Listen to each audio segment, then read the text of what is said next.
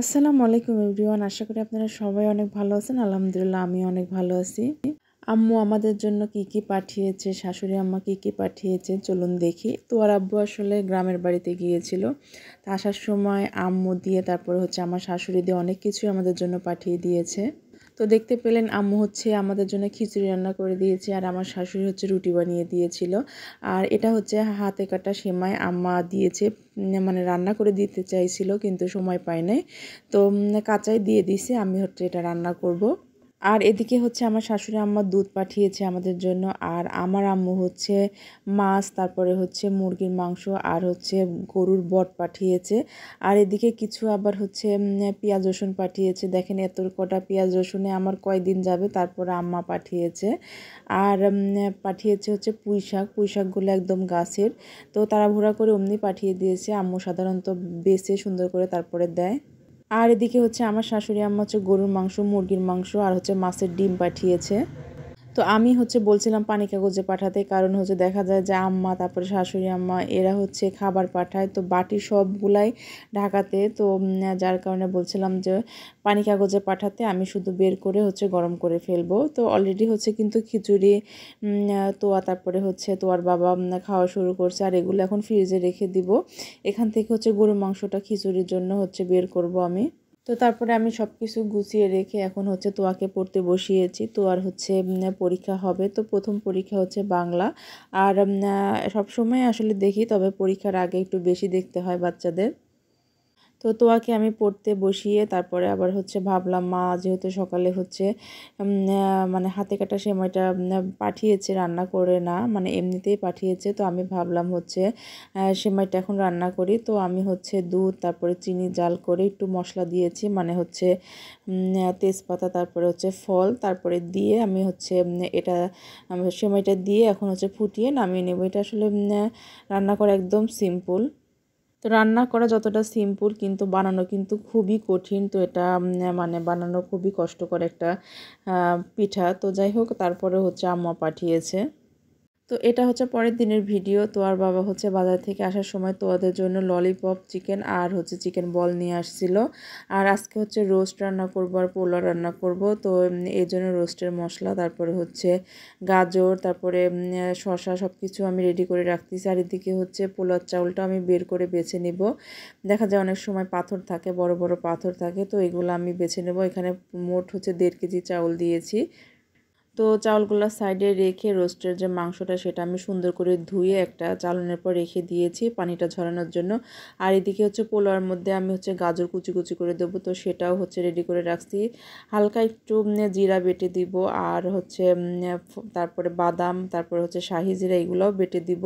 তো এগুলো দিলে আসলে দেখা যায় যে গ্রেভিটা অনেকটা ঘন হয়। তো খেতে কিন্তু খুব মজা লাগে। তো এখানে শাহি জিরা, পোস্তদানা, তারপরে কাজু বাদাম আর জয়ত্রী আছে। তো সবগুলা একসঙ্গে করে আমি বেটে নিব। আর এদিকে আমি কিছু পেঁয়াজও নিয়েছি, পেঁয়াজটাও বেটে দিব। পেঁয়াজের আমি বেরেস্তা উঠাবো, সেগুলোও দিব। আর একটু বেটে দিলে আর একটু গ্রেভিটা একটু ঘন হয়। আর এদিকে চাউলটা আমি এখন ধুয়ে রেখে দিব কিছুক্ষণের জন্য। তো তারপরে রোস্টের মাংসটা আমি একটু লবণ আর একটু সামান্য হলুদ দিয়ে এখন আমি ভেজে নিব। তো ভেজে নেওয়ার জন্য আমি এই পাশে কড়াই বসিয়ে দিয়েছি। আর ওই পাশে আমি পোলাওর জন্য পাতিল বসিয়ে দিয়েছি। আর সব কিছু যেহেতু রেডি ছিল, তো ভাবলাম একবারে দুটো চুলা ধরিয়ে দিই। আসলে আজকে তাসিনের জন্মদিন। তো ওরকমভাবে আসলে কোনো কিছু করা হচ্ছে না, কারণ তোয়ার পরীক্ষা আর তাসিনেরও পরীক্ষা।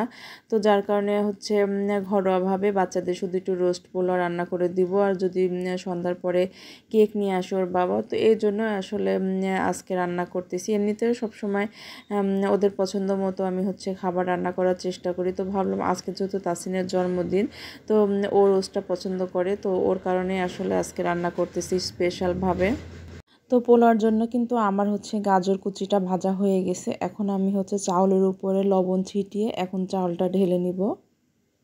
তো আমি কিন্তু লবণ আগেই দিয়ে দিয়েছি, কারণ আমার হচ্ছে ভাজার পরে পানি দেওয়ার পরে লবণ দেওয়ার কথা মনে থাকে না, এমন অনেকবার হয়েছে। তো এই কারণে আমি চেষ্টা করি হচ্ছে মনে করে আগে লবণটা দিয়ে দেওয়ার। তো এদিকে আমার হচ্ছে রোস্টের মুরগিটাও মানে হচ্ছে আমার ভাজা হয়ে গেছে। আমি বেশি ভাজবো না, বেশি ভাজলে আবার শক্ত হয়ে যাবে। হালকা একটু ভেজে উঠিয়ে নিয়েছি। আর তারপরে হচ্ছে পেঁয়াজ দিয়ে দিলাম। পেঁয়াজ দিয়ে দেওয়ার পরে হচ্ছে হালকা একটু ভেজে নিয়ে মানে সব যত মশলা আমি হচ্ছে রাখছিলাম সবগুলো এক জায়গায় করে তারপরে হচ্ছে আমি দিয়ে দেবো। এর মধ্যে কিন্তু আমি এখন রোস্টের মশলাটাও দিয়ে দিয়েছি, আর আমি যেগুলো বেটেছিলাম সেগুলোও দিয়ে দিয়েছি। তারপরে হচ্ছে টক দই আছে এখানে, আমি হচ্ছে 3 চামচ টক দই দিয়েছি। পরে হচ্ছে আমার কাছে একটু কম লাগলো, তো আমি তারপরে আবারও দিয়েছি।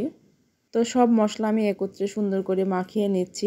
আর কিছুক্ষণ পরে দেখা যাবে যে তেলটা উপরে উঠে আসতেছে, তখন আমি হচ্ছে মুরগিটা ঢেলে দিব। আর এদিকে হচ্ছে আমার পোলাওটাও হচ্ছে চাউলটা ভাজা হয়ে গেছে। তো আমি পোলার চাউলটা নামিয়ে এখন হচ্ছে গরম পানি বসিয়ে দিয়েছি, যেহেতু আমি 2টা চুলা একবারে ধরিয়ে দিয়েছিলাম।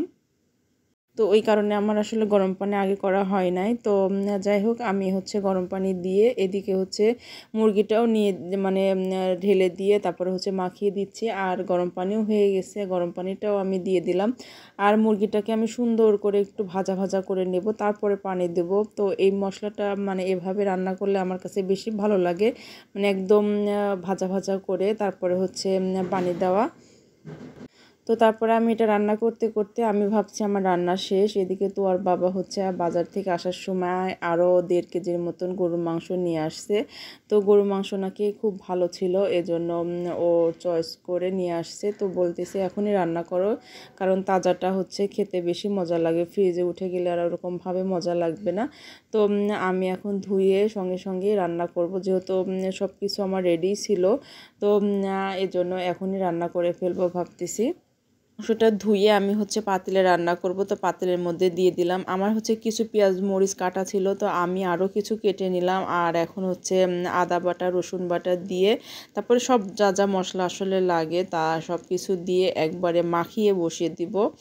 যেহেতু হচ্ছে মুরগির মাংস তারপরে হচ্ছে পোলাও চাউলও আমার পোলাও প্রায় হওয়ার দিকে হয়ে গেছে। আর এখানে কিছু বড় ফল ছোট ফল আমি হচ্ছে পাটায় একটু থেতলো করে নিলাম, এটা দিলে কিন্তু মাংসের আলাদা রকম একটা সেন্ট আসে। তো সব একবারে হাতে মাখিয়ে সামান্য একটু হাত ধোয়া পানি দিয়ে আমি চুলায় বসিয়ে দেবো। আমার রোস্ট হয়ে গেছে। আর এদিকে হচ্ছে পোলাওটাও আমার কিন্তু হয়ে গেছে। আমি হালকা একটু আগুন দিয়ে কিছুক্ষণের জন্য রেখে দিব, তারপরে হচ্ছে উপরে বেরেস্তা দিয়ে তারপর নামিয়ে ফেলবো। আর এদিকে হচ্ছে মাংসটা আমার কষানো হয়ে গেছে, আমি এখন পানি দিয়ে রেখে দিব কিছুক্ষণের জন্য। আর তোয়ার বাবা হচ্ছে বলল যে আমি হচ্ছে সালাদ করি, আর তোয়ার বাবা কিন্তু সালাদ অনেক সুন্দর করে করে, মানে অনেক ধৈর্য সহকারে সব কিছু ছোট ছোট করে কুচি কুচি করে করে কেটে তারপরে হচ্ছে সালাদটা করে। তো এটা কিন্তু খুব মজা হয়। তো আর বাবা বাসায় থাকলে বেশিরভাগ সালাদ ওই করে, ওর হাতের সালাদটা খুবই মজা হয়। তো আমি কিছু প্লেট ধুয়ে দিলাম। আর এদিকে হচ্ছে সালাদ কাটতে কাটতে অনেক কাটিয়ে ফেলছে, তো আমি বললাম যে কিছু রেখে দিই আমরা রাত্রের জন্য। আর এখন কিছু সালাদটা মানে মাখাও, একবারে মাখালে দেখা যাবে যে পানি উঠে যাবে। আর এই তো তাসিন হচ্ছে ম্যাডামের বাসায় গিয়েছিল পড়তে। তো ওই তো বললাম না যে বাচ্চাদের পরীক্ষা থাকে, তো আসলে ওরকমভাবে কোথাও বের হওয়া হয় না। তো যাই হোক, তাসিন পড়ে এসে বাবার সাথে কথা বলতেছে, আর এখন হচ্ছে সবাইকে খেতে দিব। তো এই তো আমি এখন হচ্ছে তাসিনকে পোলোয়া বেড়ে দিলাম, আর রোস্টও দিয়ে দিব। তো তাসিনকে খেতে দিয়ে তারপরে হচ্ছে আমরা সবাই খাবো। আর রোস্টে কিন্তু নামানোর আগে আমি হচ্ছে একটু চিনি দিয়ে দিয়েছিলাম, তাহলে কিন্তু মজাটা আরও বেশি বেড়ে যায়। তো আমরা খাওয়া দাওয়া শেষ করে হচ্ছে সন্ধ্যার সময় তোর বাবা একটা কেক নিয়ে আসছিল বাসাতেই। তো এই তো এখন আমরা সবাই মিলে হচ্ছে কেক কাটবো। আর আমি ফোন দিচ্ছিলাম আমার বাড়িতে, মানে আমার মায়ের কাছে, তারপরে আমার শাশুড়ির কাছে। তো সবার সাথে একসাথে ভিডিও কলে ভাবছিলাম যে কেক কাটবো। তো আমার শাশুড়ি ফোন ধরছিল না, তো পরবর্তীতে অবশ্য ধরছে। তো আমরা ওখানে মানে সবাইকে রেখে গ্রুপ কলে রেখে তারপরে হচ্ছে কেক কাটছি। আসলে আমার কোনো বাচ্চার জন্মদিনে আমি বাড়িতে গিয়ে মানেই করতে পারি না, উদযাপন করতে পারি না। উদযাপন কি আসলে ওরকমভাবে থাকা হয় না, কারণ ফেব্রুয়ারি মাসে তোয়ার বার্থডে তখনও থাকা হয় না, আর নভেম্বর মাসে তাসিনের বার্থডে তখনও থাকা হয় না। তো ওর দাদু বলতেছিল, দাদু আমি আগে তোমার পরীক্ষা না থাকলে আসতাম কিংবা তুমি আসতে। তো আমরা সবাইকে কিন্তু গ্রুপ কলে রেখে তারপরে হচ্ছে কেকটা কাটছি, মানে আমার মা আব্বা আছে, তারপরে হচ্ছে আমার শ্বশুর শাশুড়ি আছে, আমার বড় ভাই আছে। তো যাই হোক এখন আমরা কেক টেক কাটার পরে তো আর বাবা কক্সবাজার যাবে, তো যার কারণে কিছু শপিং করে নিয়ে আসছে, তো সেটাই হচ্ছে আমি দেখতেছি। তো আজকের মতন ভিডিওটি এই পর্যন্ত। আশা করি আমার এই ভিডিওটি আপনাদের ভালো লাগলো। যদি ভালো লেগে থাকে অবশ্যই লাইক, কমেন্ট এবং শেয়ার করবেন। ধন্যবাদ সবাইকে।